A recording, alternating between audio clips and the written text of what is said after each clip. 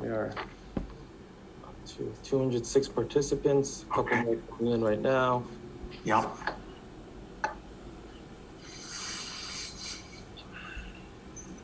More folks in the waiting room, Alex? A few more. We're letting a couple more in. Okay.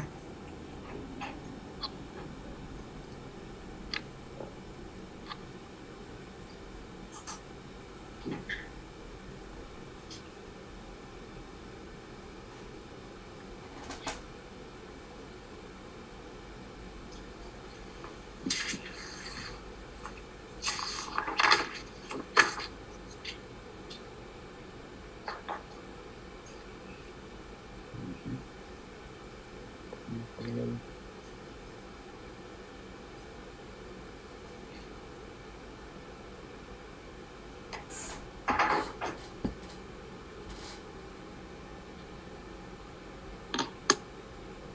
Great, we have 213 joined. No one in the waiting room. If you would like to get started, Chairman.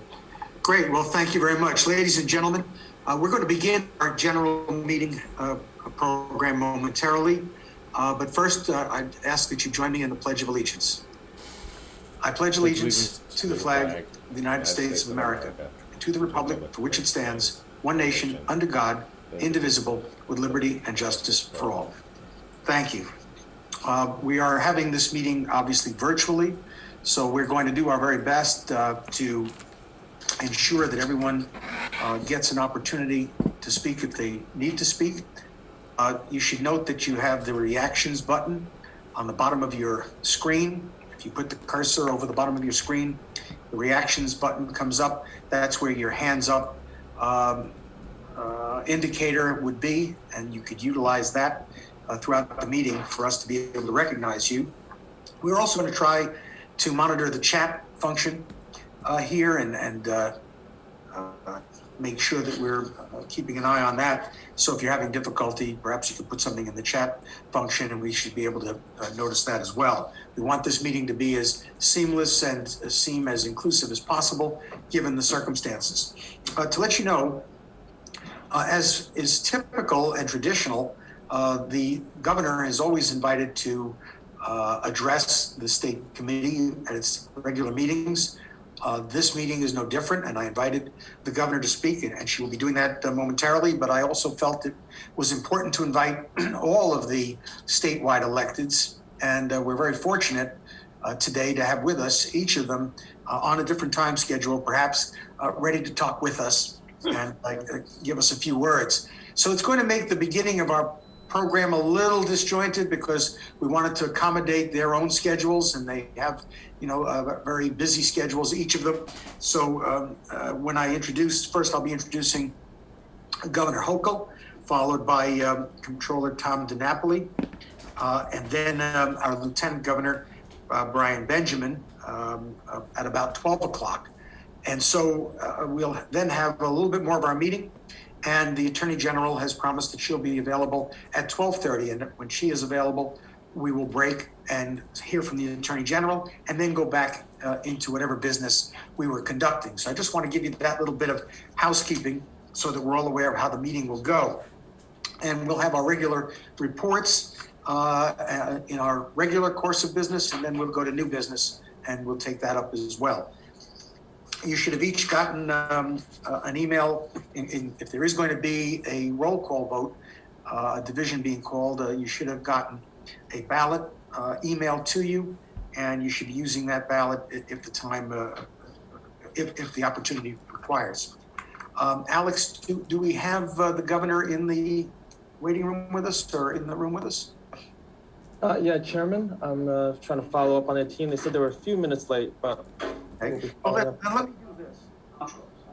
The comptroller is available. So if I might, we have with us from my own county, a gentleman who served as our comptroller for quite a number of years now. I remember working on his campaign in 2010. He's been an assemblyman, county chair, so he knows the ups and downs of that role. And he's been a great comptroller for quite a number of years, and it is a pleasure to have with us. And let me now introduce our New York State Comptroller, Tom DiNapoli. Tom? We are unmuting you. There we go. I think it just worked. Thank you, Jay, very much for the introduction, and thank you as well for inviting me to have a few minutes to speak with all of you. It's been a while since I've been invited to speak at a state committee meeting, and hope we could do it on a regular basis. But to all the state committee members, to the chairs, to the executive committee members, thank you for what you do day in and day out for our party, both on a statewide basis and on a local level as well. I certainly appreciate the great friendship and support that you've all extended to me over many years, and looking forward to continuing as we go into 2022. Congratulations to those of you who had victories, and for those of you who didn't, I know it was a tough year. Next year's coming up soon, so we have a chance to regroup and get back on a positive winning trend for our Democrats for all the offices that'll be up, very important offices up in 2022. I continue to feel very privileged to serve as your state controller. As you know, I try whenever I can to be supportive of our local county committees and our local candidates whenever I can, but I really do enjoy the day job of being your state controller. I just want to very quickly let you know that we're continuing to do the work that people expect of us, especially monitoring what's going on with the state budget. Good news there. Tax revenues are coming in even stronger than first anticipated. Federal money is making a big difference for us, but certainly our role in promoting transparency and accountability becomes very, very key. Some of you may have noticed we just announced we're doing a monthly tracker of the federal dollars coming in and the various federal and state programs so that the public can see how that money's being spent, how much is being spent on what programs. So it complements what we do with our Open Book New York website, and certainly the work that we do with our audits of state agencies and local governments as well. I'm very proud of the strength of our state pension fund. It is strong and sustainable, with the third largest public pension fund in the country. We're now at about $268 billion in value. We had a record return as of March 31st, the end of the fiscal year this year, over 33% return. So we've been, I think, very smart for a long time in how we manage the money, and we were able to cut the contribution rate to our local government employers, that's taxpayers, and the state, to the tune of about $1.5 billion for the next round of employer contribution rates. And I'm very proud to say that we're also positioning the fund more conservatively for the future, lowering our assumed rate of return to 5.9%. That's going to make it more achievable for us to be sure that we can keep that promise of retirement security for our 1.1 million New Yorkers who are part of our pension system. And doing all this, we are 99.3% funded, virtually 100% fully funded pension plan, something that most states can't brag about. And we continue to do good things with our investments. We are very involved with various corporate governance initiatives on environmental, social, and governance issues, board diversity, executive compensation, disability inclusion, labor issues, environmental issues.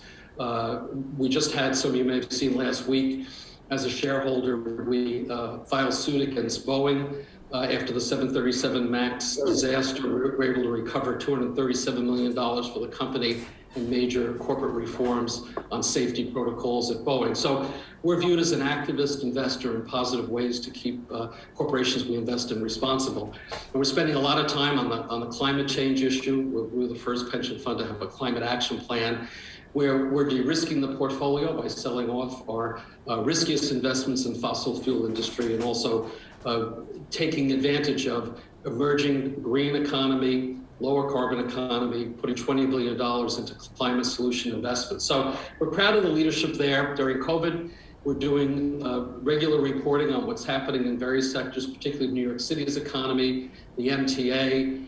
We just did a report on broadband access in the state that some of you may have seen. And although most of our team has been working virtually through COVID, we're just starting to come back now.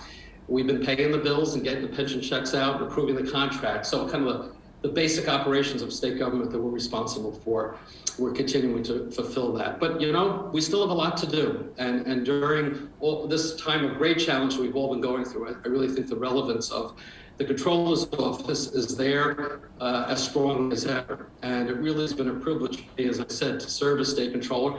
I'm looking forward to running again, and hopefully with all of your support, having another successful election. But, you know, I just want to end by just saying, I know, 2021 was a tough year for many of us across the state. But what we need to do is not lick our wounds for too long. Let's just regroup. Let's recognize that part of what our success in the past has always been, really engage at a grassroots level to make sure we have a coherent and unified message. And I know as Democrats, unity is something that is at times elusive. As Jay said, I was once a county chair, and I know how tough it is sometimes to keep everybody together. But I think that's what we need to do. And certainly beginning with the message coming from the Biden-Harris administration to what we're doing here in New York at the state level and across the state with our localities, we certainly are well positioned to have a strong Democratic message, a strong Democratic team. And I would certainly look forward to your support in any way that I could support all of you in your respective communities. Please do call on me. So Jay, I want to thank you again for giving me a few moments to say a few words, and hopefully we'll get to see each other in person, not just by a Zoom meeting. Thanks very much. I hope so. Thank you, Tom. Thanks for making the time. You are a great public servant. You're all over the place, and wherever anybody asks you to go, you go. And it's very much appreciated. I also now want to introduce our governor. And I would say the same thing about Kathy Hochul, who I've known now for quite a number of years, from the time she was first a clerk of Erie County. And she picked me up at the airport when I was coming into Buffalo to begin my service in the first time around as state chair, and we became friends. Kathy Hochul has been someone that everyone here on this call is familiar with because she has been everywhere in this county, in the state repeatedly. Wherever she is asked to go, whatever county she is asked to speak in, she does that. And I will say to you that she has helped so many candidates over the years and so many county committees. And now she is in the position of being governor, and she's doing an absolutely excellent job in that capacity. So it is my great pleasure to now introduce our 57th governor, the first female governor of the state of New York, Kathy Hochul. Well, thank you, Jay, for your leadership and for convening us here. And I just did hear also from Tom DiNapoli, and he has done an extraordinary job. Our paths cross countless ways and different times as we go to many of the committees of our party to just really tell the heart and soul of our party how important they are and how much we value them. I'm happy to join. I just finished a bill signing. Sorry, I look like I'm kind of a mugshot background here. Jay, yours looks obviously much more enticing with the trees and everything in the background. So I'm actually not being fingerprinted right now. I'm actually okay. So don't read anything from this background. I just finished a bill signing with members of the legislature. And that's just one difference that I've brought to this job is that I'm elevating all Democrats. Instead of me just signing a bill and getting a press release on it, I'm here to recognize that the Democrats in the Senate and the Assembly and celebrate the local council members, thank them for all they do in getting a bill to the finish line in the first place. So that's how we're going to do things differently here in the state of New York. As the leader of the state party, by virtue of being the governor, I feel very empowered to be able to spread the opportunities that come my way to other Democrats, whether it's celebrating what we just did in Washington yesterday. I was there to see Joe Biden sign the legislation that'll be a transformative infrastructure bill that'll leave no part of this state untouched, bettering our infrastructure, making water safer for our kids, protecting our environment, even the ability to reduce the fares for people in public transportation. There's a lot we can do, but shame on us if we as Democrats don't make that message loud and clear that it was the Democrats who delivered this. Yes, a few Republicans came over, but it was a Democratic president, Democratic House, Democratic Senate that got it over the finish line. So I told that to our members of Congress I saw yesterday. I need them to be successful. I served in the minority in Congress. It is a miserable existence. We need to work hard to make sure that we not just bolster up our incumbents, but protect them, but also to make sure that we help all of our challengers as well here in the state of New York. I'm going to help them. I'm going to let them be at all these events with me to spread the money around. Same with our legislature, same with our council members, all the way on down, because that is the power that could have been unleashed for a long time in our state, and it never was. And I speak from experience as a local government official who rarely got invited to share in the good news and the success. That's something that we're going to be messaging strongly. But also, it was a rough night for us a couple weeks ago. Let's recognize that. Let's recognize that people are just angry. They're mad at the president. I don't understand why his favorability is low as it is. I think they're just fed up with the whole pandemic. inflation. They're putting together the family gathering for Thanksgiving, and the cost of everything they want to put on that table has gone up, including the gas to drive to grandma's house. So there's this anxiety that is national, but people are taking out even on local voters. So we have to talk about, connecting upstate and downstate, the shared values to say that, all these districts matter, and celebrate the successes we had up in Monroe County. We have the first majority Democratic legislature in 30 years. The city council in New York City has far more women than it ever has before and much more diverse.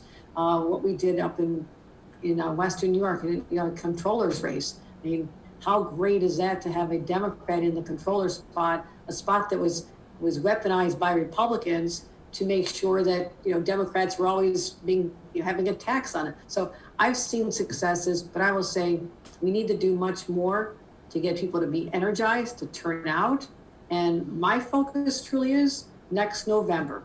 Next November is all the marbles. This is where we have to focus and never take for granted seats just because they had a Democrat in the past, that a Democrat will be there from the top on down, my friends. I've been around this business long enough to see what happens when we snipe at each other, we attack each other, spend millions of dollars against each other, and all of a sudden the Republicans are sitting there laughing and they're successful. That is my fear. That is what keeps me up at night. And that's why I feel very strongly about the need and the opportunity to unify our party around a message that is strong, that speaks to the anxieties of New Yorkers right now and how we will address them. And we have solutions, particularly as we're coming through this pandemic. It's a message of inclusiveness, that the recovery has to help all communities. We have to protect our communities of color that are under siege from gun violence right now. And this is not just New York City, it is Buffalo, Rochester, Syracuse, Albany, and everything in between. That is something I commit to do, to use this bully pulpit to talk about the policies that people are begging for us to address. They're looking to us for leadership. And when we deliver over this next year, we deliver results for the people of the state, then the reward comes on election day, assuming that we have energized the base, energized the Democrats and the independents who are with us, to make sure that no Republicans get a stronghold in the state in any area. And then we also make sure that in Washington, we have the opportunities for leadership, and the Democrats continue to lead the House and the Senate. Because otherwise, I mean, what I experienced in Congress the last 2 years of Barack Obama's term, when he had a majority majority Republicans in Congress, he was paralyzed for the last 2 years. That's what happened not that long ago, my friends. I saw it happen. So let's pull it together. Let's celebrate our democratic values. Let's focus on issues that people care about. They talk about the economy, their health care, education, their kids' future. This is our lane. Republicans cannot hijack this from us, and we'll continue to fight for New Yorkers. And I'm very proud to be your governor. Will continue to be your governor, and make sure I work to use this position to elevate all Democrats in every position that's up on the ballot next year. So thank you for the opportunity, Jay. Thank you for your leadership. And let's just use this as a little spec, embolden us to just push into the future and come out even stronger at the end. Thank you. Thank you, Governor. Very much appreciate your time. We of course always appreciate you being here, and your leadership has been excellent over these past several months. So thank you very, very much. Great. Thank you. Bye, everyone. Okay. Bye now. We are going to, have to bounce around a little bit on our agenda, just because we're trying to accommodate each of the elected officials who, as I mentioned, has a very busy schedule and has their own requirements in terms of time. So what I'd like to do, I know that I've got Brian Benjamin going to be coming in at noon, I'm told. So before that, what I'd like to do is, before we move on to other business, make a procedural point. We're trying as best we can to facilitate a virtual meeting, but we need your cooperation to help out make this meeting run smoothly. Again, if you'd like to speak later on, use the raise your hand feature that I mentioned. And please recognize that background noise is very distracting. And we ask that you please respect each other. Of course, you'll be on mute for most of the time. We have a hotline running at 212-725-8867. And we have our amazing volunteers on it during the duration of the meeting to handle any problems that you have. Again, that number is 212-725-8867. If you have any issues with your ballot, should we go to a ballot, please contact the hotline. Do not please disrupt the meeting with the questions. They'll be able to handle it on that hotline. You should all have received, as I mentioned earlier, a ballot via email, and we'll be utilizing those virtual ballots to vote on our proceedings. Now what I'd like to do, given that we have some time before the Lieutenant Governor does join us, and Alex, you'll correct me if I'm wrong, I'd like to ask Acting Secretary Perfetti if we have a quorum. Chairman Jacob, say quorum is present. Okay, thank you. There has been a vote by the Executive Committee at the recommendation of our Law Chair, Tom Gary, to permit and allow the state committee meeting to be conducted virtually.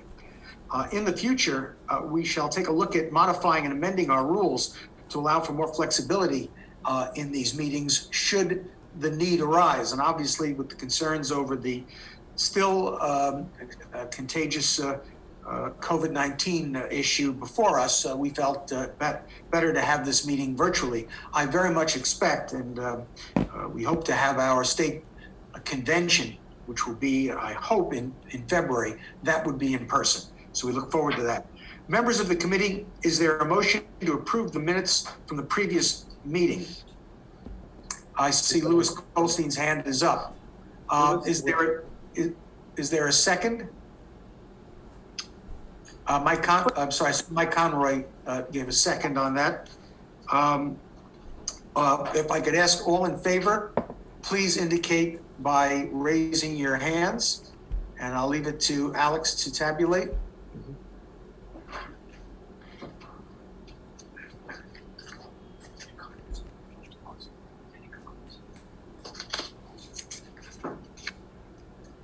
Alex, how we doing? Chairman, let the record reflect that there is 117, 119, 124 yeses. I will clear it now. Okay.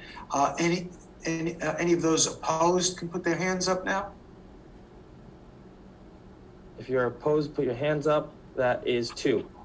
Okay. That is 1, I think. And any clear it, please. Any abstentions? Abstentions. There's 1 abstention. Okay.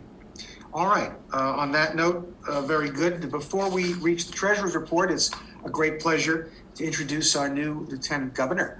I've known Brian Benjamin for quite a number of years. He did a tremendous job in the New York State Senate.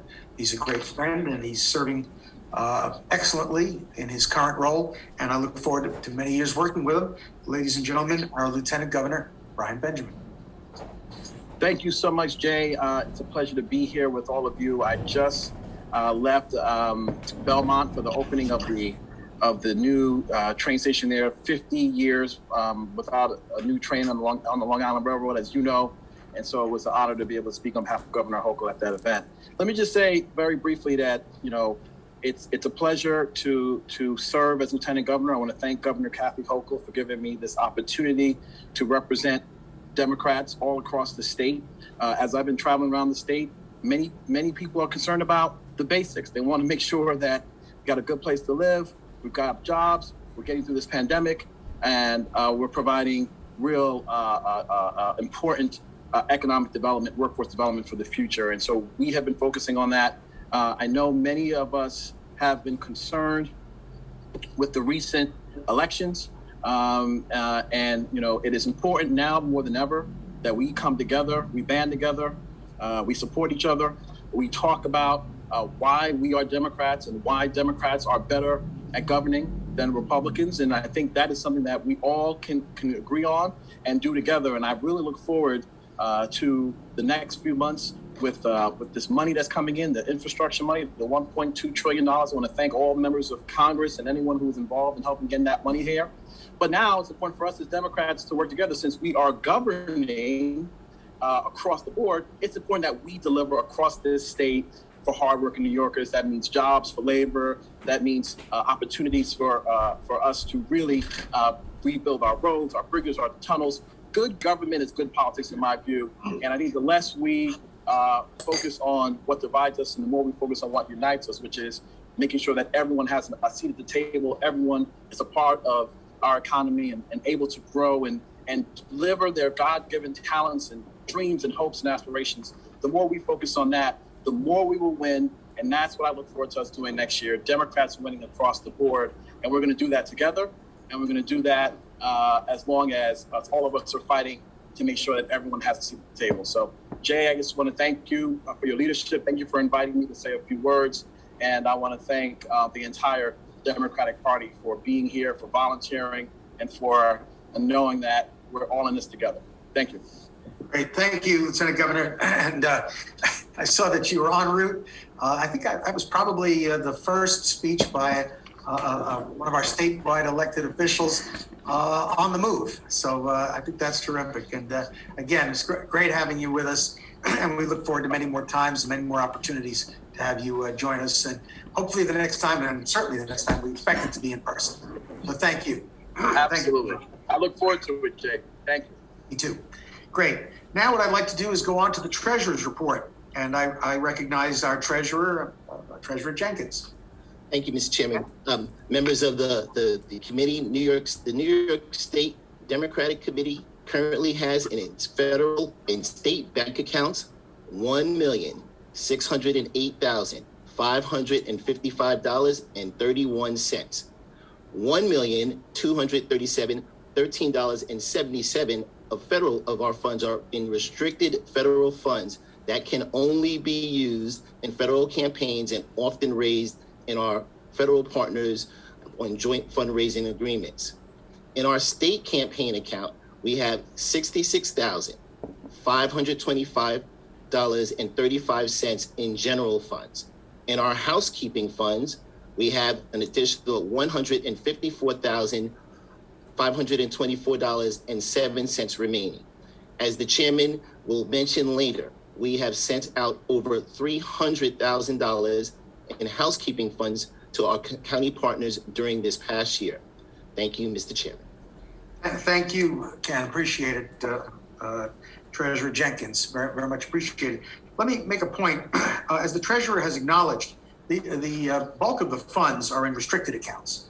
And we are very proud of the support we're able to offer this year to our county parties through our housekeeping account, which we raised significant dollars in. And unlike in years past, we have provided every county that requested it financial support with additional funds. This year, we delivered 567% more in funds this year than any year in the past. And on average, each county received 92% more than they did in the previous year. I will make a point in letting you know that, unfortunately, Nassau County was exempt of that because, as chair of Nassau County, that would not have looked all that good. The total that we gave in election year to our counties to help and support their infrastructure, their office operations, their Democratic Party building was over $308,566 compared to $53,000, almost $54,000 the year before, and a similar amount the year prior to that. In prior years, there's some years we have been unable to give out money. So I'm glad to be able to report that to you. I also want to point out that we drained our campaign account down to, I think it's 66,000, the treasurer mentioned, because we were engaged in quite a lot of campaigns, helping campaigns around the state, particularly in places like Albany County. I know we were engaged in the town of Colony and the mayor's race in Albany and Binghamton. We had a sheriff's race, I believe, in Erie County, and a whole assortment of them across the state that we did our best. We did our best to help out. So we were actively engaged in that. It's been a very tough election year. It was tough in my county, and it was tough in counties across the state and in the city of New York. When we empower our county parties, we are building for the future, and we are strengthening the democratic movement. And I want to thank Treasurer Jenkins in particular for keeping our books in order. Working with county parties, as I said, we have supported over 150 candidates this year with a robust statewide mail program. In the coming year, we hope to revamp and improve upon our grassroots training program. You'll note that we had across the state a candidate recruitment collaboration with an independent outfit that helped in recruiting candidates for positions down to the school board. which are building blocks across our state for candidate development. We were very proud of that program. We're going to be expanding that. And we're looking forward to doing more work with our partners in the county, in our county committees. Now I'd like to move to the first order of business, and that is the nominations to fill the state committee vacancies. I'm Chairman, we'll put those names on the screen. Could you please? That's great. Okay. All right. So we have Helen Morick from Bronx, the 81st. Jordan Zeiglis from Erie, the 134th. Jennifer Fowker from Kings County, the 41st.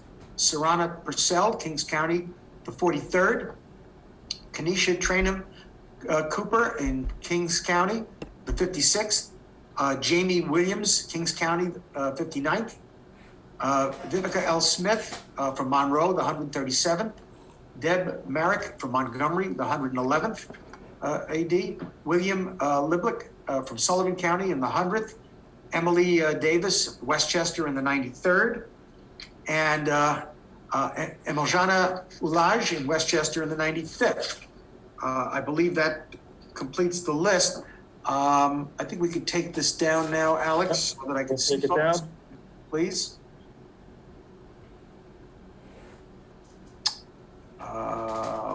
Okay, yep, good. Do we have a motion on filling these vacancies? Can I have a motion? Oops. Jeremy has raised his hand. Okay, Jeremy, and I see Nicole Doliner was seconded, if that's okay. All right. Okay, I will clear all feedback. Okay. Can I ask that all those in favor using the reactions portion of raise hands to please vote in favor now? And I'll give Alex a little bit of time to tabulate.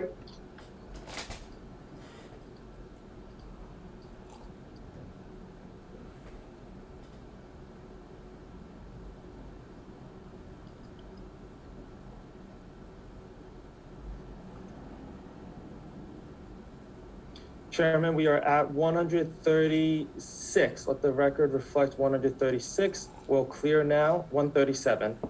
Clearing Okay. feedback. Any of those opposed can please put their hand up now.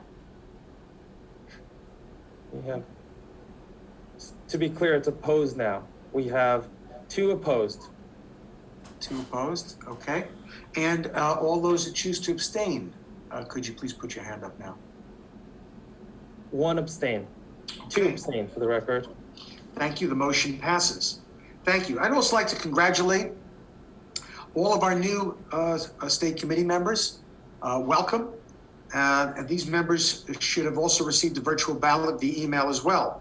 And I'd like to congratulate the new county chairs who have joined us in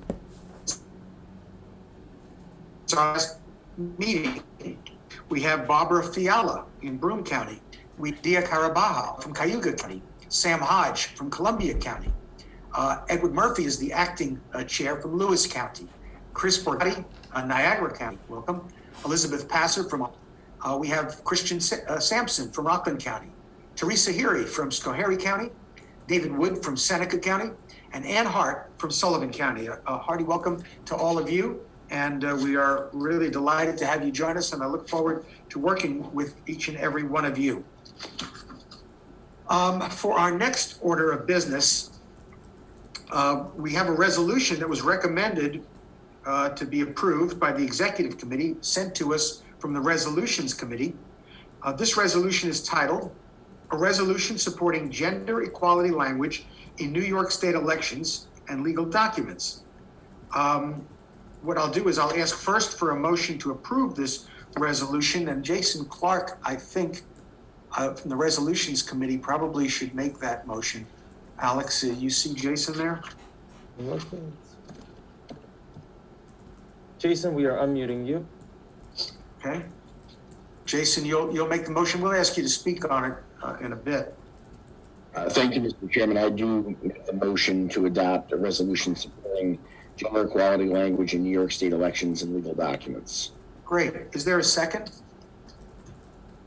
I see Judith Hunter has seconded. Before we move to vote on it. If you could put your hand up, if there's anybody that would like to speak on the resolution. Judith? I see Judith, yeah. Judith. Judith, You're be unmuted, good. Hi, this is a resolution that was spearheaded by two great rural Democrats, Maggie Bartley and Kimberly Davis. Oddly enough, election law feels that there are two kinds of towns. There are towns of the first class and towns of the second class. And not surprisingly, the second class towns are the little ones under 10,000, which of course are predominantly in the rural counties. And in a strange artifact of election law, in a town of the first class, you can run to be a council member, but in a town of the second class, you have to run to be a councilman, according to the technicalities of election law. And Maggie noticed this and got on top of it, and we are very happy as the Democratic Rural Conference to speak strongly in favor of this motion to clean up New York's election language in terms of gender. Thanks. Good, Maggie Bartley, I think is up. Maggie, we're unmuting you. Thank you. I only ran into this little aberration when I was working to get a local woman on the town council and found out she had to run as a councilman. And my first thought was, well, for 100 years, everybody's had to run as a councilman regardless of whether what your gender was. How about the next century, we just run everybody as councilwoman for 100 years? That kind of balance it out. And I got kind of this horror look from some men that I mentioned this to. So I am fine with going with council member as are allowed in towns of the first class. Very good, very good. Thank you. Are there any other comments, any discussion on this resolution? I think it's an important resolution. We have two more, Chairman. Sure, Amelia? go ahead, Alex. Who do you got? Amelia, you are unmuted. Okay. Yes, no, I just want to thank the authors of this resolution for putting this forward. This is a really important step in, degendering the election law or the law in general. If you look around through, all sorts of sections and sections, there's a lot of reference to man and he and so forth. And this is one step that can take us, I think, maybe into the 20th century, but certainly the 21st century to, for full equality for all those women and non-binary people who for so long would have to either run as a councilman or not run at all. So I just want to thank them and, urge the committee to pass this. Very good, thank you, Mary. Is that Suzanne? Next up, we have Francine Hasselcorn. Okay, I'm sorry. Francine, I'm sorry. We're unmuting you. Am I unmuted? Yes, you are. I think it's a lovely, it's a wonderful addition to our trying to change our society and the way we view our society in our electoral law. So I commend the people who have done this. Great, thank you. Thank you for your comments. Alex, am I correct that Suzanne is up? Is she up next? We have Michelle Winfield as Sorry, well. Suzanne, I keep doing that to you. I'll get you. And followed by Suzanne right after that. Let's see, we will Okay, be I'm doing this. sorry. Yeah. This. Michelle, we are unmuting you. Thank you. I'd like to call the question. Okay, we're going to get right to it. Thank you. I just promised Suzanne, and I don't like to not keep a promise. Suzanne? That is true. I'd like us to follow Robert's rules. Thank you. Thank you, Michelle. Appreciate it. Thank you, Mr. Chairman. We strongly support the gender neutrality concept. In looking at the resolution, we noted that there was an assembly bill that had been introduced in August by the Assemblywoman Warner and supported by several members of our Westchester delegation. It was Assembly Bill 8272, which I think we're fully in support of. And so my question really is for clarification, whether there is another bill that is going to be introduced or whether this resolution should be accompanied by a message that we are supporting the existing bill that was introduced, 8272. And you know, I know that came up in the executive committee meeting, and I don't know if Jason, you've had an opportunity, Jason Clark, an opportunity to check into that question, but can I yield to Jason? I think Maggie, if you have any, Maggie raised her hand. Oh, okay. Let's see. Okay. Jason, are you available? We are going to request to unmute you.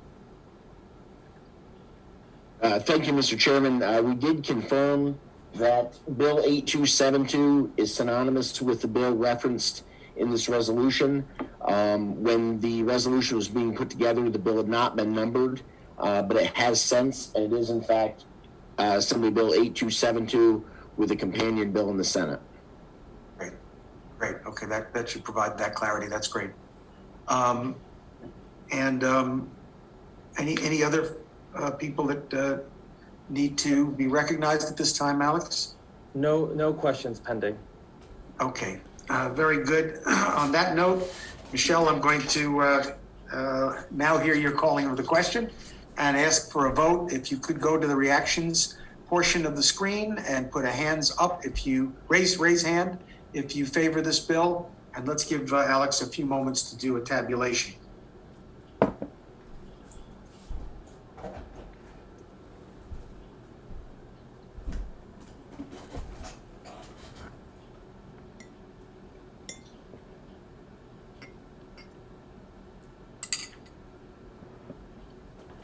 Let the record reflect we are at 147 positive, 153, 154 at the highest. We will now clear feedback, 157. Now we're clearing feedback, folks. All right, that takes us to Chairman, if you have for the next question. Sure. Okay. Let me just ask you to now, if you're in opposition, you're opposed, please raise your hands.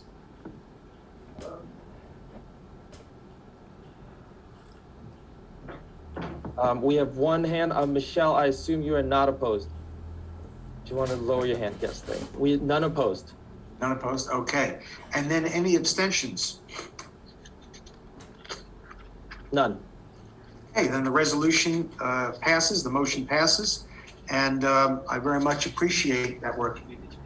Okay, now am I led to believe, is the Attorney General available at this point?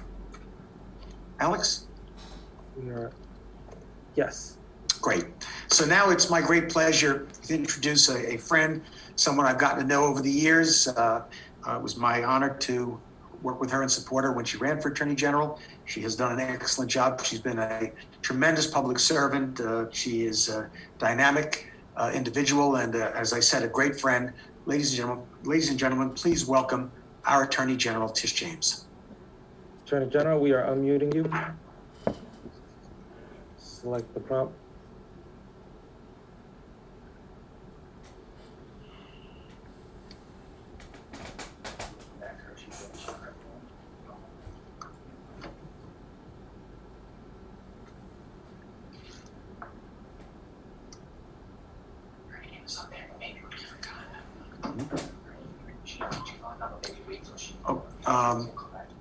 Okay, I don't know, she's logged on, but let's get to her as soon as we have her. I don't think we do have her just yet, do we? She's logged on, but she might not be available. All right, she's logged on, but may not be available. Okay, so on that note, I'm going to come back to that introduction another time. We're going to do that again with apologies, everyone. When you're working virtually, there are always going to be these little glitches. Now, I think I've got the sad responsibility of mentioning that we've had a recent passing of the former Broome County Chair, Tim Griffin, who was also a veteran and someone who had been a public servant and involved in our party for so many years. Can I ask for a moment of silence in remembrance of Tim Griffin?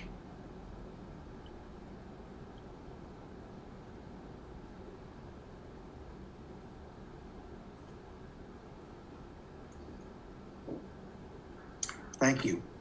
I know that Louis Goldstein wanted to say a few words about, I'm sorry? Yes, thank you, Jay. Okay, Louis. Since the mid-1970s, Sylvia Lask and I attended pretty much every state committee meeting, from New York City to Long Island to upstate to Western New York, etc. And her passing away in May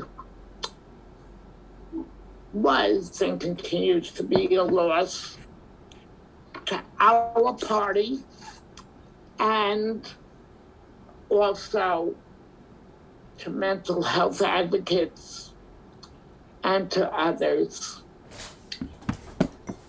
Sylvia was a stalwart progressive. We all knew her for so many years, and we mourn her passing.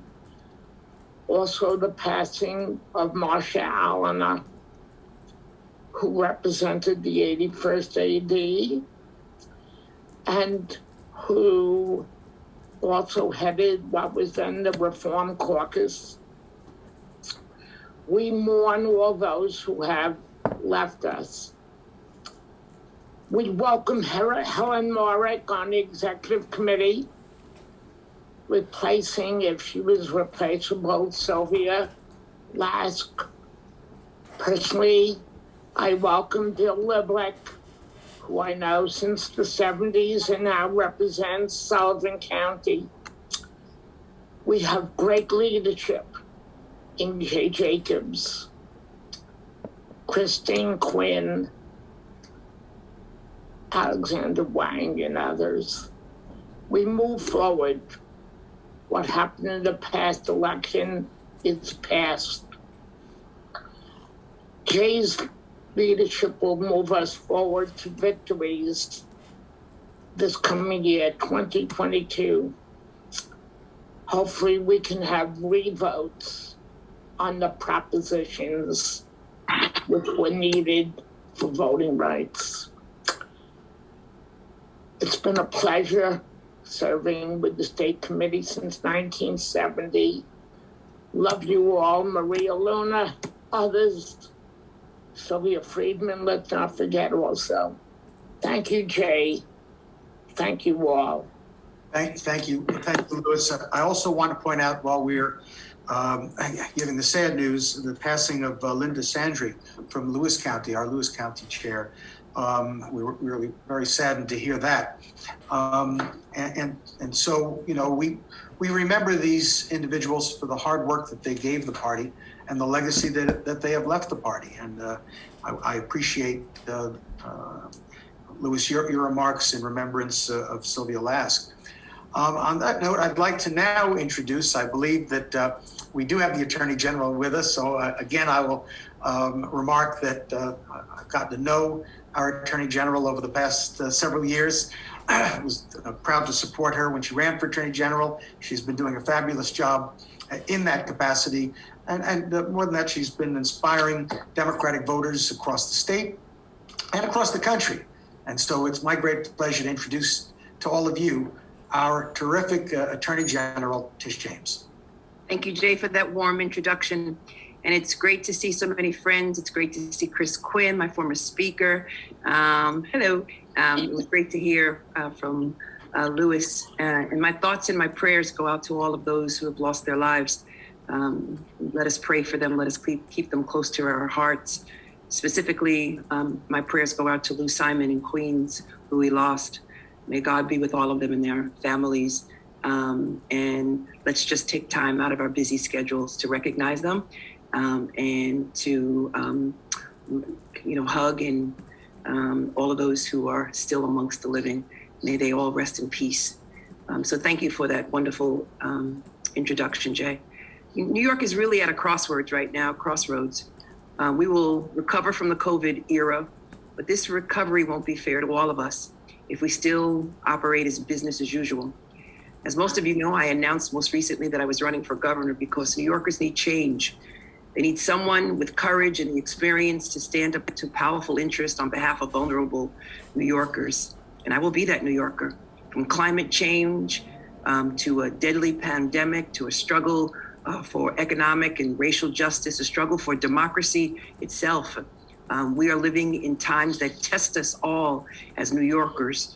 We're living in times that shows how bad things are when government falls down during the previous administration, and just how much we need the government to stand up to represent the interests of working people. I'm running for governor to change and to change things and to improve the lives of all working people and to invest in their lives each and every day. As I travel all throughout the state of New York, I have seen, again, abject poverty in upstate New York and rural counties, and counties which unfortunately have been ignored for far too long. We need a government that works for all of us and that recognizes that New York is really one state, and there should not be a difference between upstate and downstate. And that also means getting back to the simple idea that government exists to provide for all its citizens, to provide them with security, justice, and investment, guarantee of basic food and shelter and education and dignity, and also respect for its workplace, its workforce. That is so critically important. We've heard words like that before in this state, but change exists in getting things done. And if you know anything about Letitia James, it's really all about getting things done. I'm running for governor because I will get it done. I am unbossed, unbought, and unafraid, and I have the record to prove it, from suing Big Pharma for fueling the opioid crisis, which has taken so many individuals in our state, bringing back billions to fund treatment and recovery, and beds and prevention, and particularly in often overlooked rural counties in upstate New York. Suing the Trump administration 76 times, but again, who's counting? It might be more. And going all the way to the United States Supreme Court to safeguard New Yorkers' rights, fighting for better conditions and transparency at nursing homes so that our elderly, the loved ones that we care for, can be protected, and taking the fight to the NRA by starting legal action and protecting the rights of women and reproductive rights. Now, I want to take that activism and that energy to the highest office in our state, because all of us need to be included. All of our voices need to be heard, and all of us need to be part of the middle class. And all of us need a school that educates our children in air that we can breathe, and clean energy, and clean environment, and clean water, a planet that we can all live on, that we can all respect. All of us need infrastructure that works and resists extreme weather. And all of us need job training and workforce development, and yes, broadband, so that we can all be connected, because the digital divide is real, just like the feminization of poverty is real. And all of us, my friends, deserve to live in safe communities, free of gun violence, so that children don't have to hide under their desk anymore. And so may all of us be united. All of us be united, and may all of us roll up our sleeves to get things done. And may all of us lift each other up, and all of us be inspired for a more perfect union, a more perfect state, so that all of us can work together as one. May God bless the United States of America, but also may God bless the great state of New York that can be even better under the leadership with all of you, with Letitia James. Thank you so much, and God bless you. Thank you.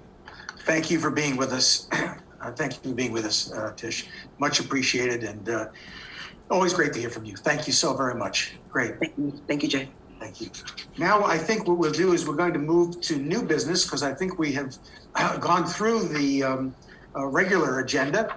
And so I'll ask, is there any new business?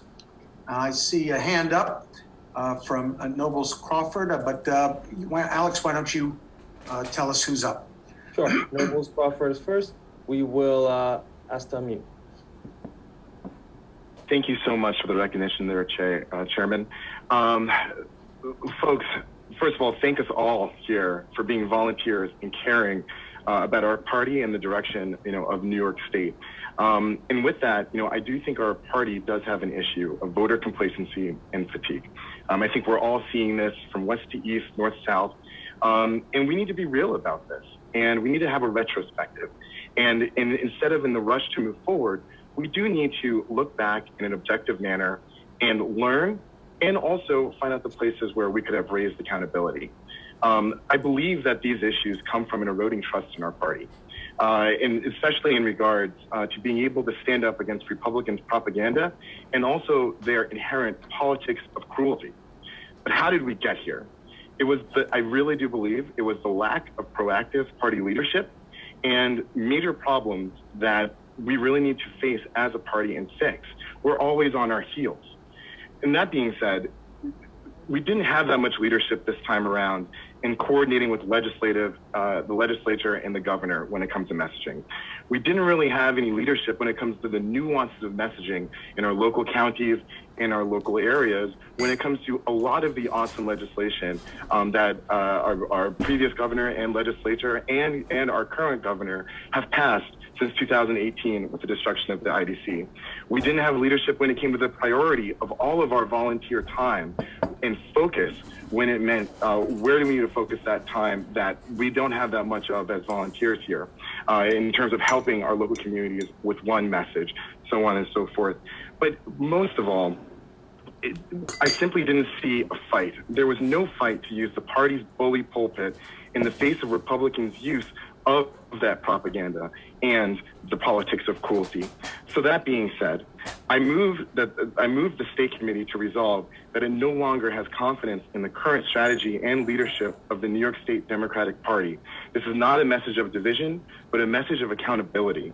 And I'll speak in favor of this motion if there's a second. Thank you. Okay, is there a second? I will clear feedback. Clear feedback. If there is a second, raise your hand and you may speak. Patrick Nelson, we will unmute you.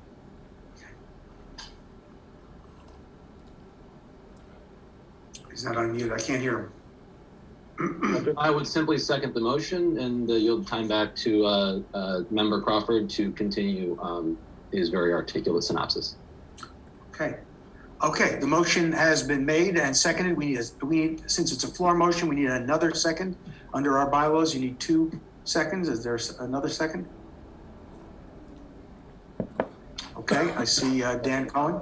Okay, so Dan Cohen is now the second. Very good. What I would like to do now is, given that this is a motion regarding the leadership of the party, and I guess that means me, I think it would be more appropriate if I turn the gavel over at this time to the chair of our executive committee, Christine Quinn. Christine, would you conduct the next part of the meeting?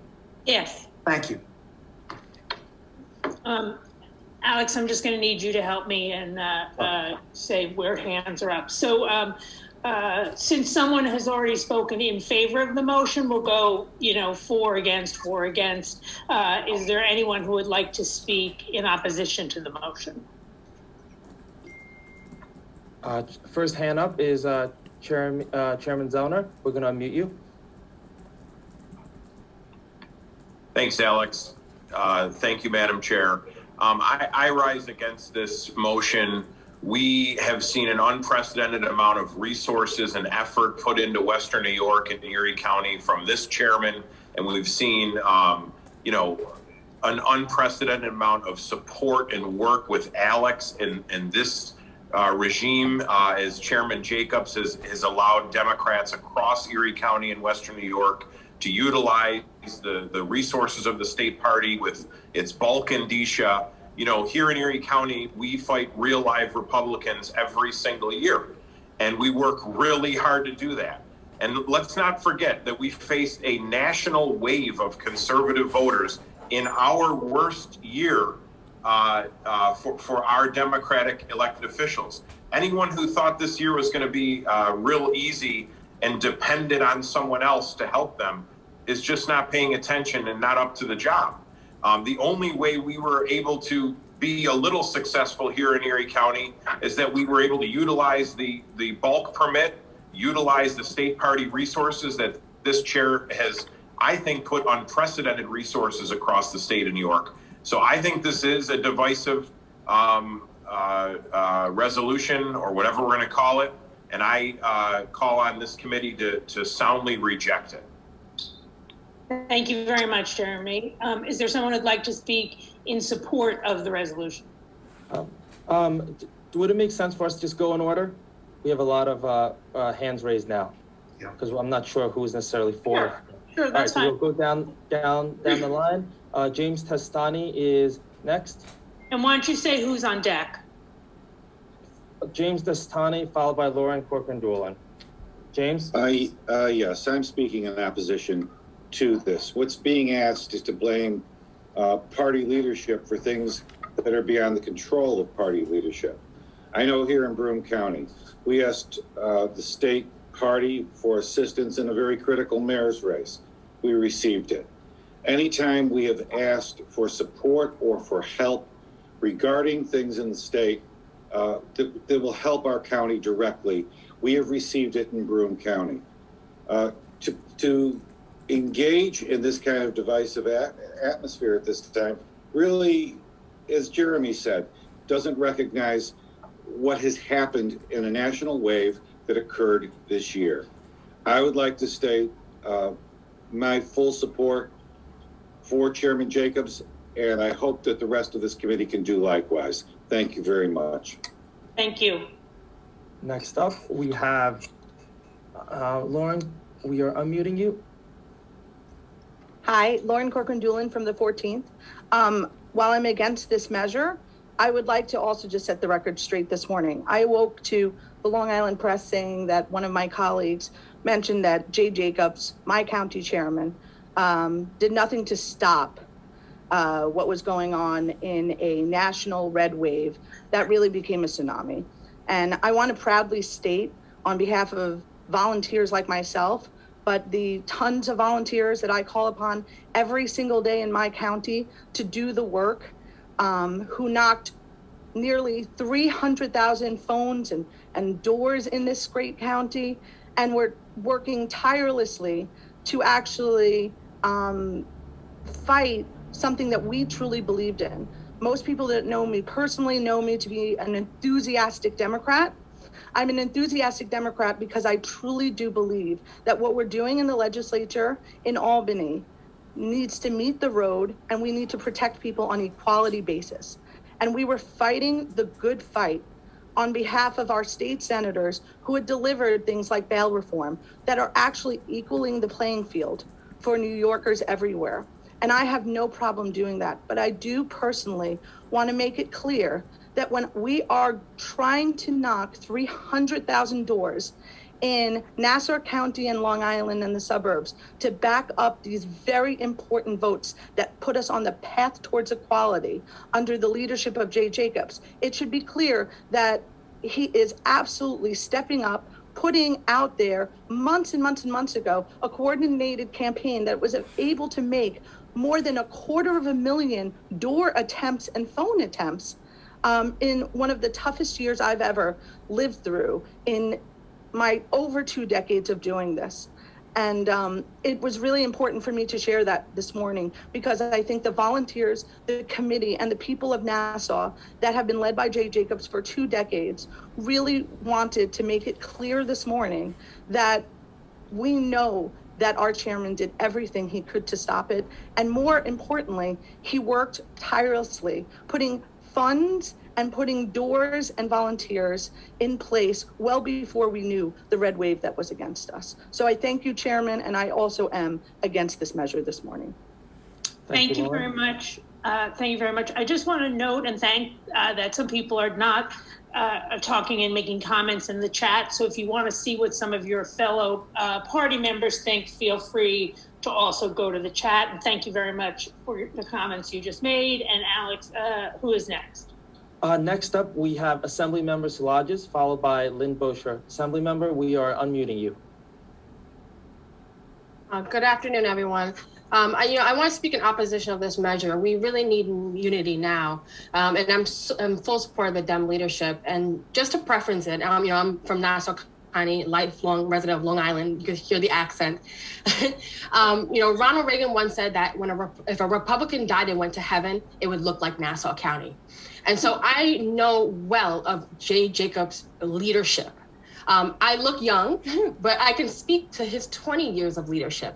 And he's been committed to running and help elect all type of people, including people of color and women candidates. When Jay first became chairman, there was only one minority judge. Now we have 17. And as I said before, we would have many more if it wasn't for the work of the Democratic Party and Jay Jacobs' leadership. The first judge to be cross-endorsed in Nassau County was a Black woman, Sharon Gianelli, a good friend of mine.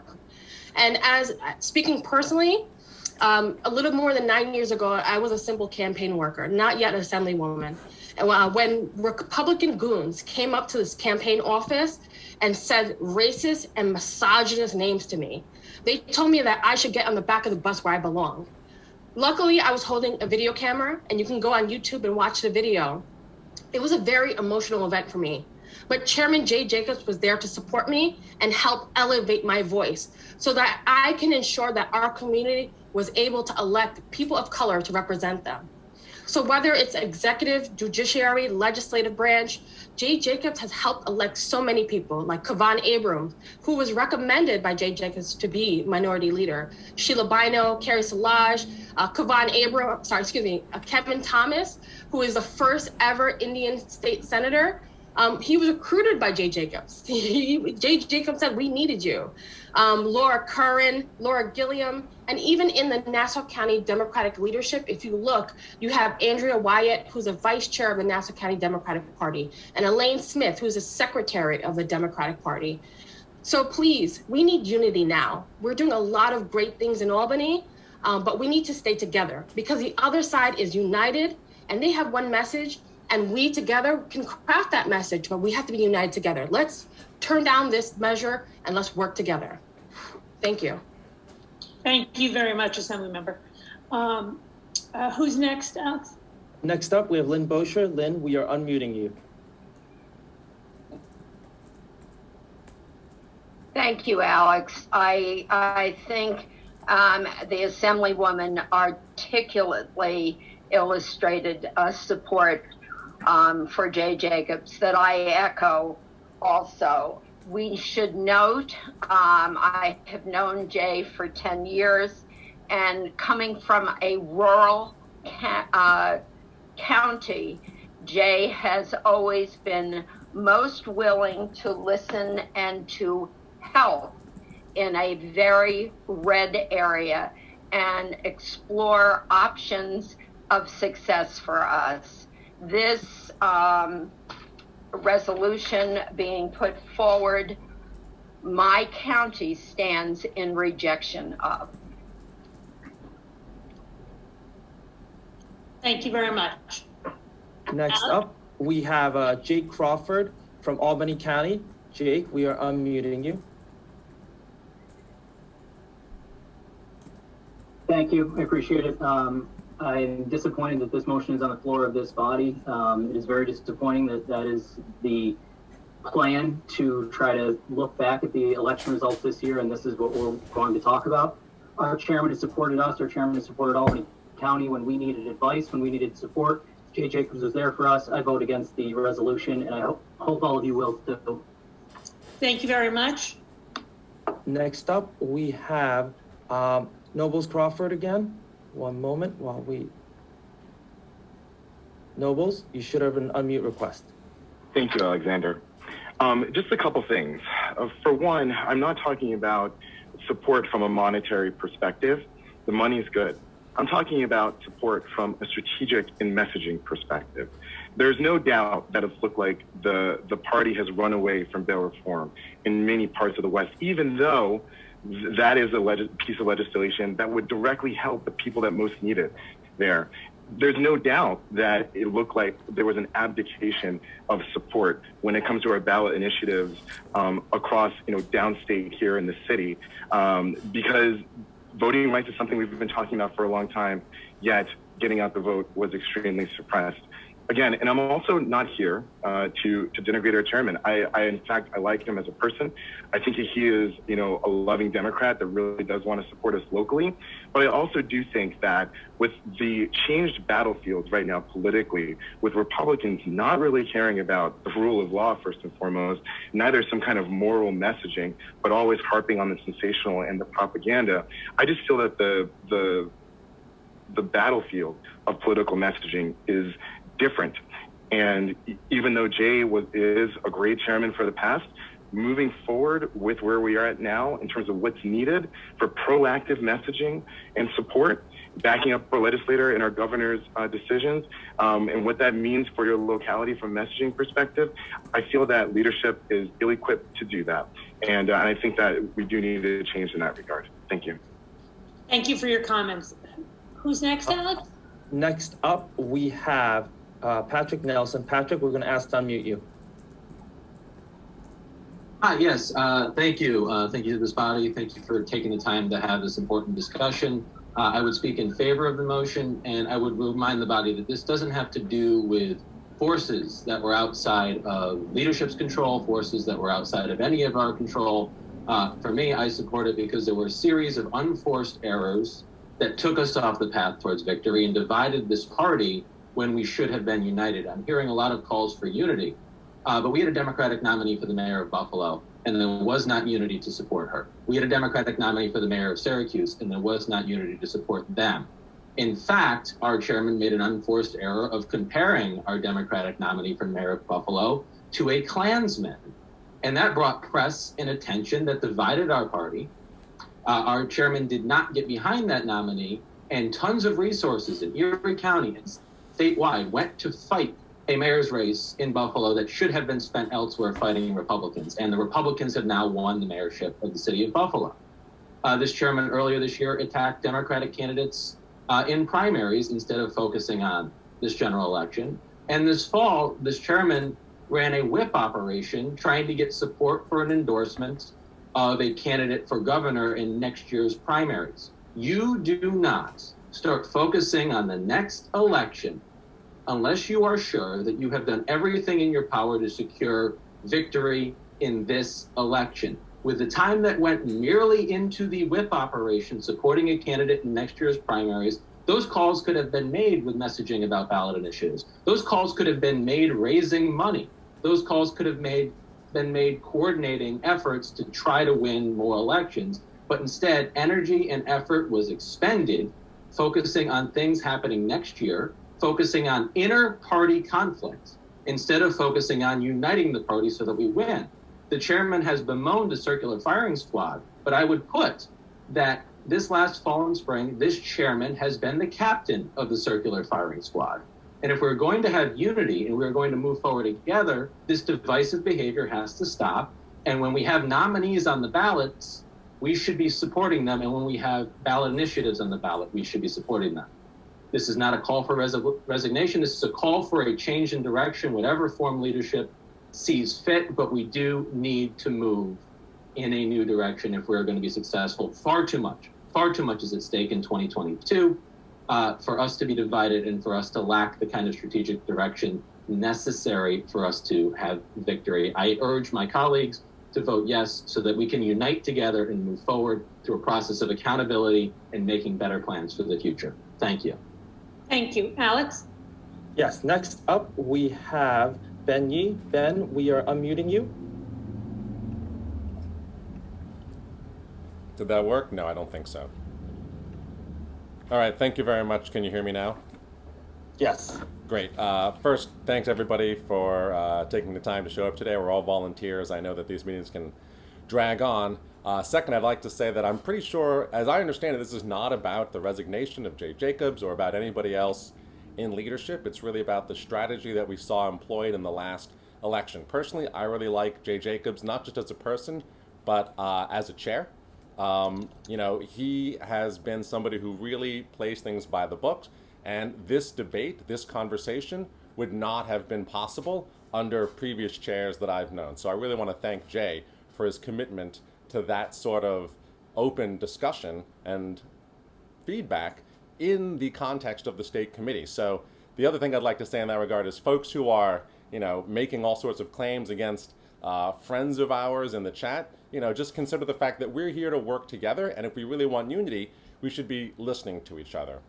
All that being said, I think that I and many others are disappointed with the outcome of the last election, particularly as it pertains to a bunch of ballot proposals that really should have been slam dunks. I mean, we're talking about absentee voting in the middle of a pandemic, and we're talking about reducing voter registration deadlines. I mean, it should have been a no-brainer for almost any voter in this state. And so as we talk about unity and trust, I think we also have to talk about transparency, because we do have these meetings once every 6 months, thereabouts, but there was very little communication about what the state party was doing in regards to supporting our candidates for election and the ballot proposals. In theory, we do have a campaign committee, and I really do want to thank Jay for instituting a bunch of the standing committees and even some ad hoc committees after our last meeting.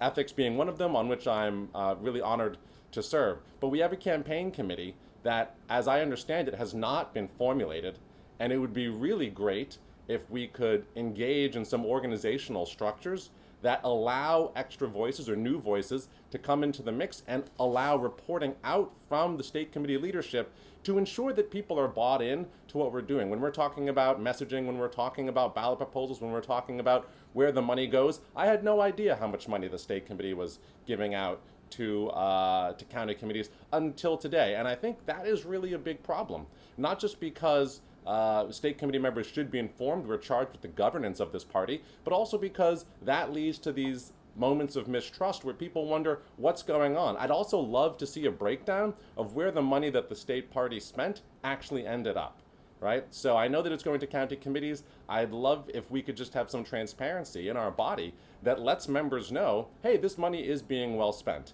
And to Noble's point about the messaging, this isn't all about money. I really want to drive home, this isn't all about money. I know that. I've spoken with my friends, who many of whom have been the signers of this resolution. We do need more concerted organizational capacity from the top in our party, which is not to say that we want a dictatorial regime. I've seen where that can go in party organizations as well. Again, I was at this Progressive Caucus meeting last night. It was the first time, aside from the DRC, the Democratic Rural Conference, which I try to attend whenever it happens. It was basically the first time I ever got to hear about electoral results and the struggles that our colleagues are having in Western New York and Northern New York and basically anywhere outside of New York City, which is where I happen to live. So I really would like for us to, whether you vote yes or no on this, and honestly, I'm going to vote yes because of the strategic element of it. Again, I don't want the resignation of Jay. I don't want the resignation of anybody else in leadership. But I think we should stand up and say, look, we should do things a little bit differently here in the state committee so that people are bought in, so that new ideas and good ideas are incorporated, and so that everybody's on the same page. Because when we talk about unity, again, and this will be my last point, in order to be unified, we need to be having a conversation not just every 6 months, particularly when it comes to our strategy for tackling Republicans who, again, has been pointed out, are not at all interested in doing good things for this country, not at all interested in following the basic laws of our democracy, not at all interested in playing a fair game. And we really need to be on our toes about this. And as strategic decisions are made and tactical decisions are made, we all need to be working together in a way that we never have been before. So I would like to leave the committee with these thoughts, and I would really, really like to urge our leadership to consider how they might constitute that campaigns committee in a way that really is equitable and includes voices from across the Democratic committee, both geographically and ideologically. The last thing we need at this moment, and I just want to stress this point, is to create a committee that feels stacked. Let's have, a real conversation about how we approach things, and let's get as many people as we can who want to participate on that campaigns committee so that we can have a really, really strong strategy that involves everybody moving forward. Thank you. Thank you. Alex, who's next? Next up, we have Suzanne Berger, followed by Rich Schaefer. Suzanne, we are unmuting you. And I just want to, not to cut off conversation at all, but just it's 6 minutes till 1 o'clock. So some people, I'm sure, have things that they set up at 1 or a little bit after. So if we can, if things have already been said, maybe associate yourself with those comments or something like that, just so we don't screw up people's schedules. But go right ahead, Suzanne. Thank you, Christine. I want to speak in opposition to the resolution. I think I speak on behalf of the membership of the Westchester delegation here as well. The motion was for a vote of no confidence. That's negative. That's in the nature of a recall, which I think is problematic all around. It's, if we want a change, the time to do it is at election time. We have those every couple of years, as people know. If the message, if the intent is, as I saw in the chat, to set up propose setting up a messaging committee, let's talk about that. That's a positive step. A vote of no confidence is not. In Westchester County, we worked on the propositions with the help of Senator Mayer. We put up some talking points that we gave out to our district leaders with the help of our county executive, Mr. Latimer, who is running for re-election. We got those distributed. We can do that on a statewide basis too. So let's talk about the positive things we can do. A vote of no confidence will be all the headlines, and we don't need that going forward. We need to present a united front in order to win against the people who don't stand for our values in any respect. Thank you. Thank you. Next, Alex. Next up, we have Rich Schaefer. Rich, we are unmuting you. Hey, Alex, thank you, and thank you to all. Let me just say I've worked with Jay for 21 years now as a adjoining county chair. I have not seen a county chair or a state chair who's worked harder than Jay. I know that some have referenced that this is not about personalities, but unfortunately it is. All of the drama leading up to this has really not been productive or helpful. And in fact, as the executive committee chairwoman just stated, I've got to jump off at 1, but I want to say that I strongly support Jay's leadership. I strongly support all of the efforts that he's put in place. I've never seen a more, in fact, I joked with him and said his camp counseling days came in very handy when we did Zooms during the height of COVID, seeing all of the happy faces of county chairs across the state being listened to, being heard, being respected, and of course being funded, which is most important, to be able to get the messages out. And of course, keep in mind, when we're going to come up with a message for the party, that message has got to be able to be adapted to the specific region and area. And I think Jay does that very well because he's got experience with New York City as well as the suburbs, as well as upstate, and all of that has shown through. I think that this is a waste of time. And I'm going to ask that the question be called because I know a lot of people have to jump off at 1 o'clock. But I strongly support Jay. And again, I think this is a waste of time and we could be doing much more productive things. And I'll leave you with this. Let's put our egos aside here because there's a famous book called Ego is the Enemy. If each of us looks in the mirror and determines what we did or didn't do, and whether or not we worked as hard as we could have worked or done what should have been done, and do an accounting of our own efforts first before we want to lash out at others, I think it'd be a much more productive Democratic Party. Thank you. Okay, the question has been called, and I'm a little sketchy on my Roberta's rules of order at the moment. So we vote, right, Rich, on a question to call, or does that just not need to be voted on? Let's defer to Tom. Hey, Tom. Tom, we're muting you. Look, if there's a question on the table, I mean, we can still talk about it. People have a lot of opinions, including myself, on particular subject matters. But if the question's on the table, let's vote the question. And I'm sorry, are we voting the question of to call the question or the question of the resolution?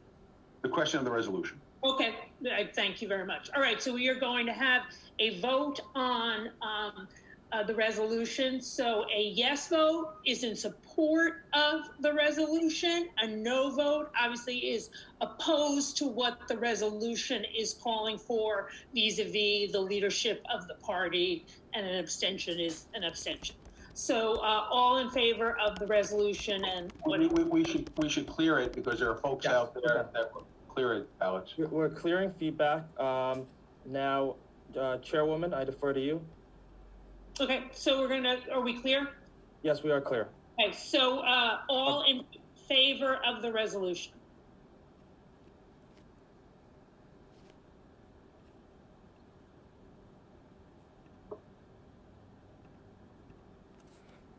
Can you restate the question?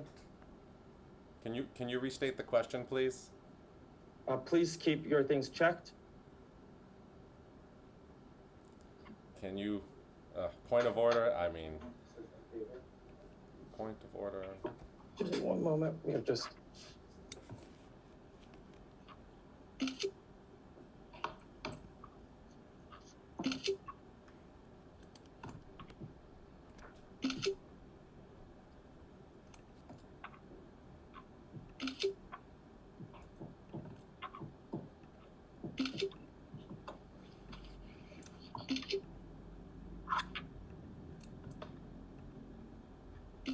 Great, we have 25. We will now clear it again. All opposed to the resolution? And for those who are asking, please raise your hand on the raise hand feature in the chat. So feel free to raise your hand now. This is opposed to the resolution.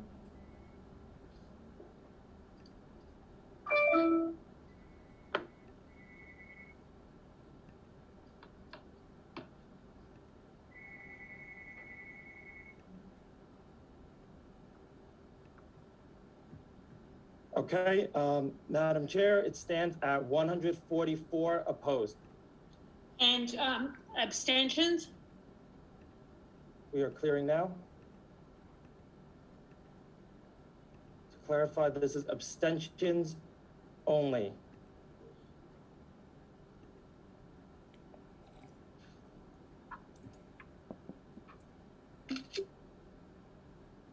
Please raise your hand if you're an abstention only. If not, please lower your hand. We will be recording those votes.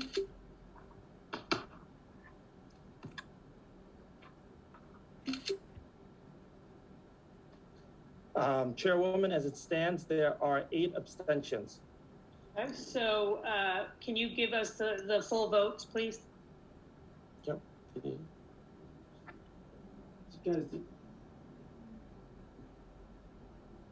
One moment.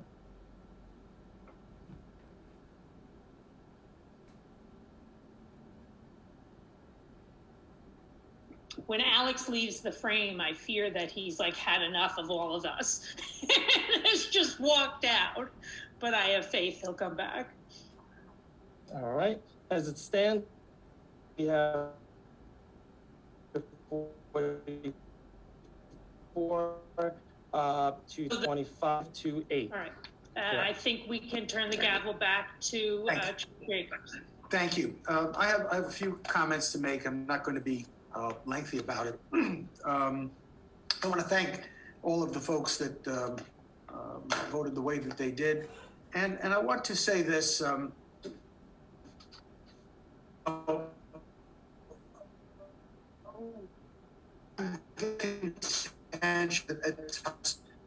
we see things differently.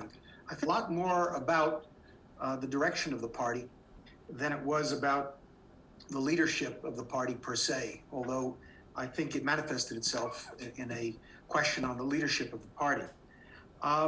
My sense is this, I do want to make a couple of remarks because I don't want to leave something on the record. And I think that if there is going to be intellectual honesty, those folks who have actually heard my remarks or read my remarks as they were related to the Buffalo mayor's race and the candidate that was in that race, I think an intellectually honest look will see clearly that I was not meaning to compare David Duke to any candidate. I specifically say in my remarks that this is different than I make my remark, and I say, and of course, India Walton is not in the same category. Very clearly, I qualified my statement. Nonetheless, how did the whole thing start? where did this all begin? I chose not to endorse in the Buffalo's mayor's race. Now, that's not unique. I haven't endorsed in any city mayor's race. I've never been asked to. I didn't endorse in the New York City mayor's race, and I was never asked to. All of a sudden, from some of the folks on this call, through Twitter and otherwise, there were calls for me to get engaged in this race. And I think it was more about upping the base vote for a candidate than had anything to do with the importance of my particular endorsement. I didn't endorse one candidate or the other. And frankly, I still believe to this day that the good citizens of the city of Buffalo were hardly sitting on the edge of their seat in, a rapt anticipation of what it was that Jay Jacobs had to say about their mayor's race. I really don't believe it. These were from outside forces pushing it for a completely different reason. And incidentally, neither mayor of Buffalo asked if my whole thing was about to begin with. Now, should I have used a different example because I didn't realize that this whole thing would be twisted and blown up to what it was? Absolutely. Did I apologize to India Walton because I didn't mean to offend her? Of course I did. And she was very gracious in return. But some of the things we do, we talk about unity, we talk about, if we're going to have a future that's going to be successful, we're going to have to respect each other. And we're going to have to allow for open and civil discourse and disagreement. And when we disagree, that disagreement should be on the merits of our argument, not on the ad hominem attacks of those making the argument. And all too often, that's a tactic that has become very frequent in this. Do a lot of work in 22. And whether or not I'm relevant, what we need to have is an understanding in this party that what we agree on, what we have in common, far exceeds anything that makes us different. And incidentally, I take issue with the fact that we now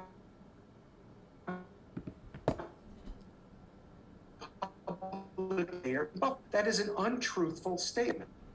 What we have is a Democrat, a good Democrat, who happened to have been the state chair of this party, who chose to exercise his legal right to a write-in vote in a race where there was no Republican running. So however it would have worked out in Buffalo, my endorsement notwithstanding, a Democrat would have been elected. And incidentally, had there been a chance that a Republican would have been running in that district, then I would have endorsed the candidate that had won the primary, because I don't want to see a Republican. And any candidate that is a Democrat is better for me than a Republican. But that wasn't the case. So let's not twist the realities and twist the facts in order to make our point. We, each of us, have an obligation. And I understand voices in the party. What I believe is the greater majority of the party in places where I come from, and like where I come from, and upstate New York as well, where we're really engaged in fighting Republicans. I took issue in the newspaper today, in the Long Island Press, where it was reported and it was mentioned in the discussions that nothing helping the county in the defeat of our ticket. We raised and spent over $7 million. We had TV ads and the rest, and I was integrally involved in that. Let's stick to the facts we know. Let's not attack each other. I want to work with Nobles Crawford. I'm impressed by him. I hold no animus toward anybody, not to Patrick, not to anybody in this party. I understand we have our differences.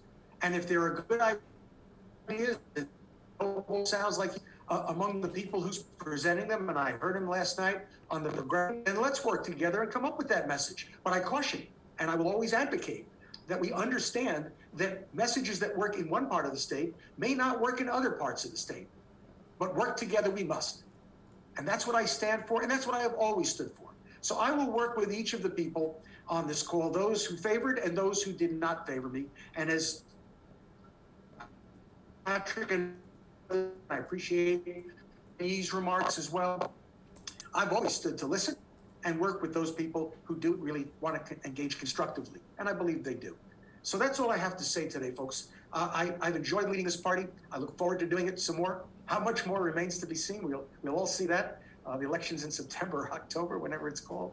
And in the interim, I'm going to do whatever I can to advance the agenda of progressive Democrats in the way that I believe the voters of our state and our country will be willing to accept, so that we move forward and do the things for the people that we represent that are so needed and desperately needed to be done to make their lives better and leave the rest of this behind.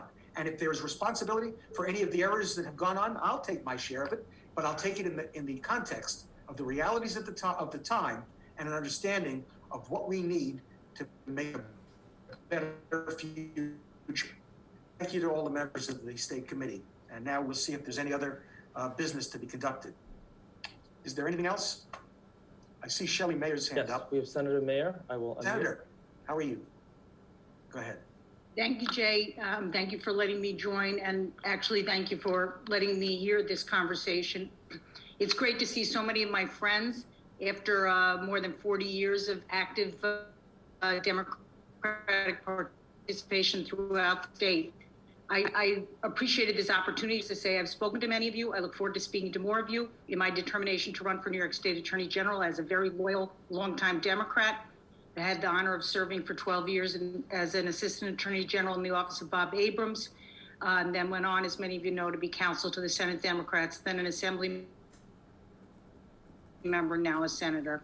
I just wanted the opportunity to come by, say I look forward to speaking with you, answering any questions, and thank you for your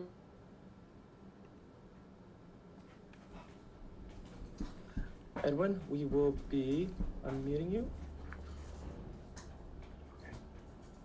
Hi, good afternoon, everyone. Thanks, Chair Jacobs, for the time. I just wanted to make just really general comments in terms of the recent elections here in New York City. I think some were mentioned earlier, but I think we also need to engage more of the Asian American voters, and not just the state, in the city, and specifically where I live in Queens, in the district here, if we want to win in 2022.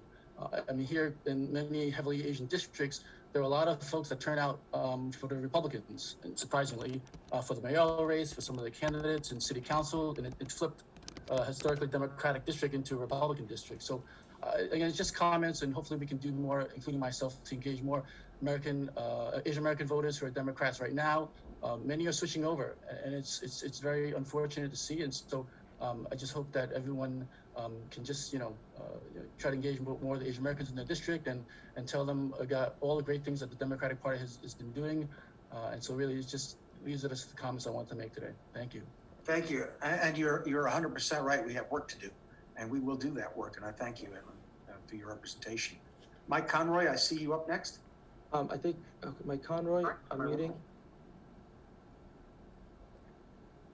Yeah, I just wanted to say I wish we hadn't spent most of this meeting attacking and defending our chairman rather than talking about the last elections and what went wrong, and not blaming a national tidal wave on Jay, but maybe more on what's going on in Washington. Unfortunately, that's why people were voting. Trump himself did robocalls within our state against our propositions, and they got people out to vote. But obviously most people here support Jay. I've known him since the day he started 20 years ago or more, and I think he's done a great job. This election is not Jay Jacobs' fault. This election is not anybody that we're looking at on the screen's fault, but we need to get together and figure out what messaging we have to do. A Republican friend told me the other day that if what Biden had done, and if this was Trump, he'd be having news conferences every day about the stock market, about the infrastructure bill, about the child tax credit checks, about stimulus checks. Washington needs to do a better job in marketing, because this ended up on us. So it's unfortunately no longer politics is local. And I just want to say I support Jay 100%. I think he's doing a great job, and I think he will continue to. Thank you. Thank you. Alex, why don't you take it to the next? Sure. Next up, we have Elisa Sumner. Elisa, we are unmuting you.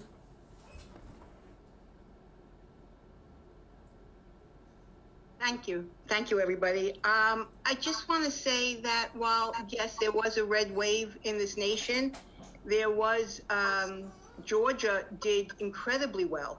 And one of the things that has happened in Georgia in the last few years is that they have a, excuse my French, kick-ass Democratic state party there, and they're getting a lot done.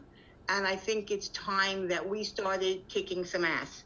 So, we're all talking about the fact that Ron Lauder gave all that money to the Conservative Party. I think the Democrats should be messaging the state that we are going to start boycotting Estee Lauder products until he stays out of politics. I think we should hit him where it hurts him, in the purse. I think we should be working on a complete overhaul of our election laws in New York State, not piecemeal, because we have some of the most draconian election laws in this country.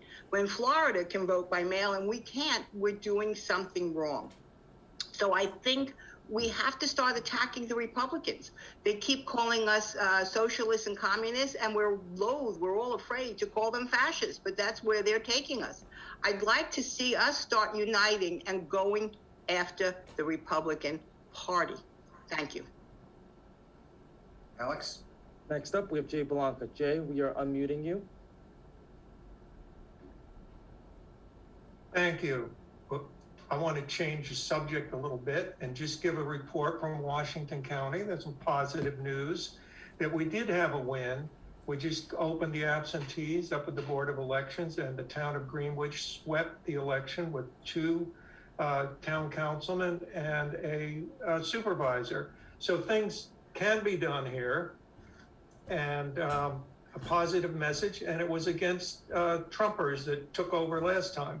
So maybe we need to stop talking about all this and look to the future and what we have done. Thank you. Great, thank you, Jay. Next, Alex? We have Elizabeth Passer. Elizabeth, we are unmuting you. Elizabeth? There should be a prompt on your screen. Let's try that again. Still not looking. Oh, sorry about that. There's a delay here. See that one more time. There you go. Hello. I just started as the county chair, so starting right before an election was very difficult.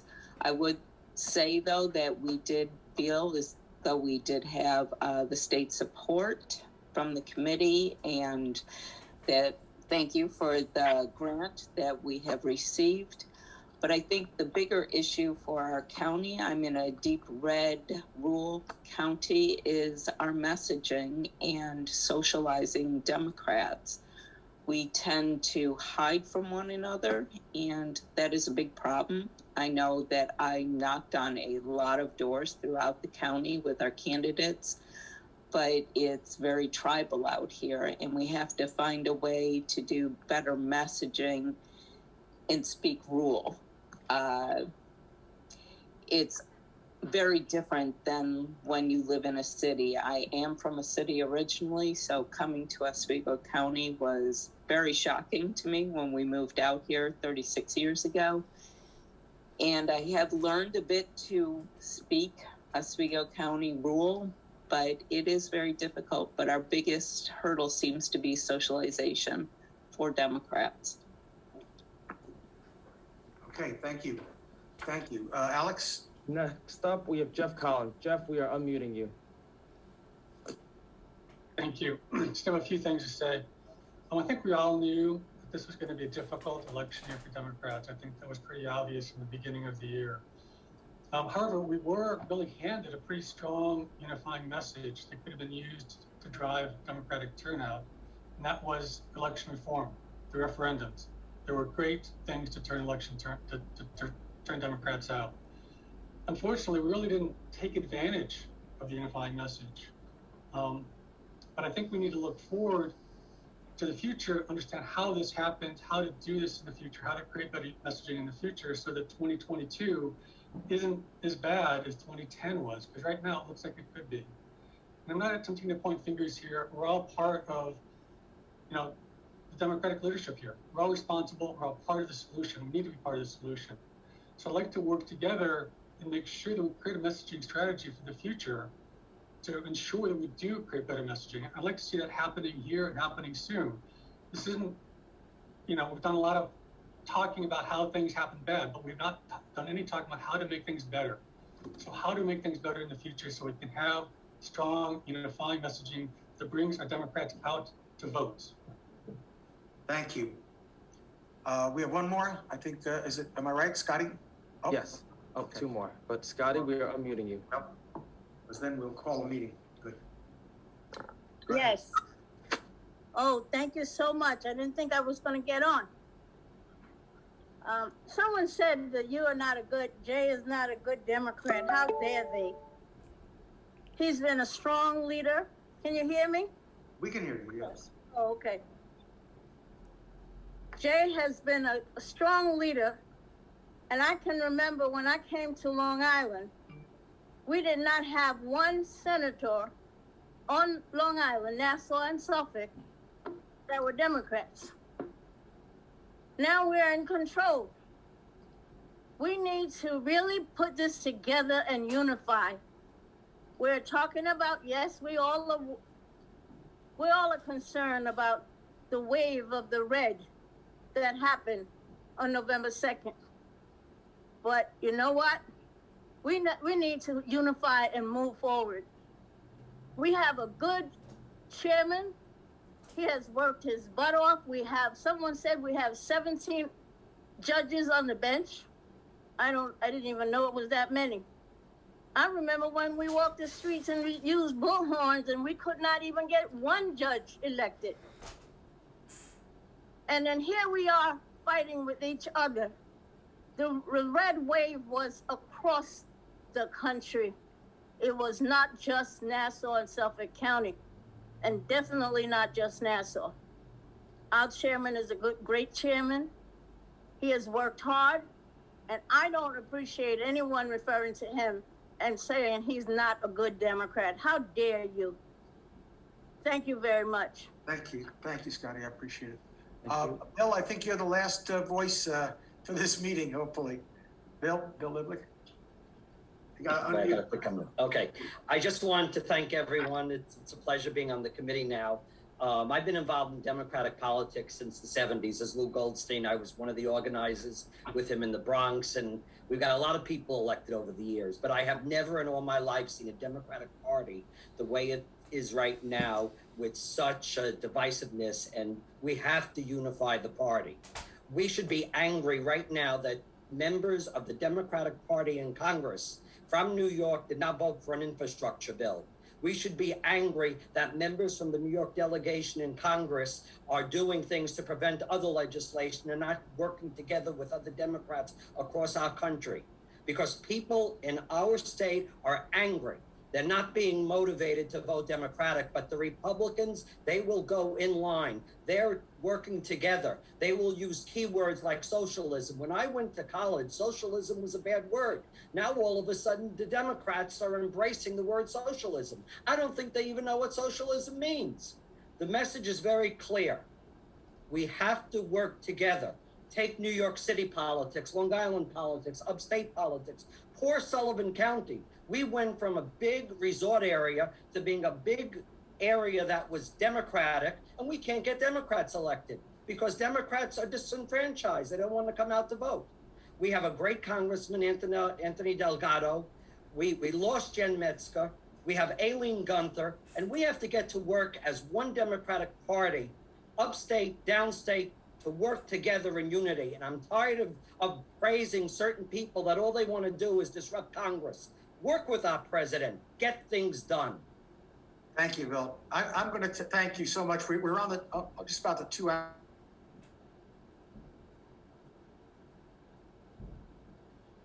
And what I'd like to do, I see Barry, motion to adjourn. Thank you so much. We're unmuting you. Barry? You have to, yes. I just want to point out that since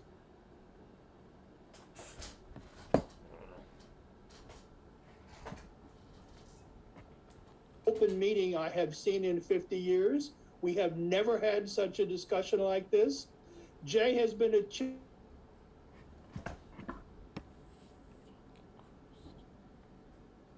for letting people, but that is because Jay Jacobs made that happen. He's been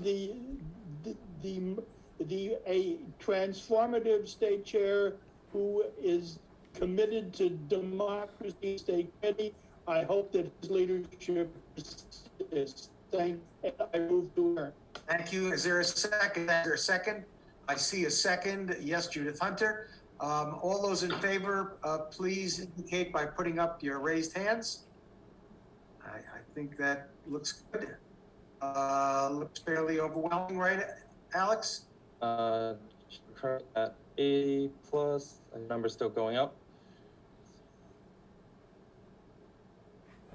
Yep, that is overwhelming, over 100. Okay, then I don't have to ask for the no votes. We don't need an exact on this, but all right, I'll ask for clear it. Let's get the no votes. I don't want to be accused of not following. No, if you don't want to adjourn and you want to stay here for the rest of the day, okay. That's Tim. He's gonna stay with me the rest of the day. Okay, do I have to stay too? Clear that. Any abstentions? I want to thank everybody. We are going to work together. We will pull this party together, and we will win in 2022 and show them what Democrats can do. Thank you all very much for being here today, and have a good rest of the day. Thank you.